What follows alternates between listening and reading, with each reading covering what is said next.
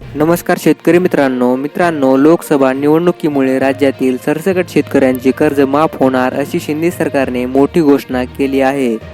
महात्मा ज्योतिराव फुले कर्जमाफी योजनेच्या याद्या गावानुसार जाहीरही करण्यात आल्या आहेत. शेतकरी मित्रांनो, ज्या शेतकऱ्यांनी पीक कर्ज घेऊन नियमितपणे पीक कर्जाची परतफेड केली आहे, अशा शेतकऱ्यांना सरकारकडून 2 लाख रुपयांपर्यंतचे अनुदान हे दिले जाणार आहे.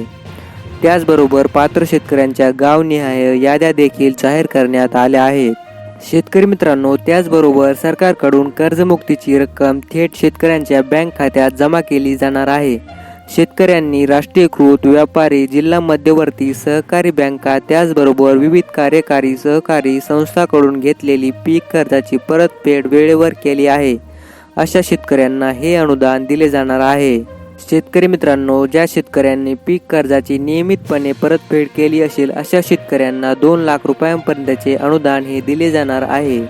तर शेतकरी मित्रांनो, ज्या शेतकऱ्यांनी नियमितपणे कर्जाची परतफेड केली असेल, अशा शेतकऱ्यांना 2 लाख रुपयांपर्यंतचे अनुदान मिळेल.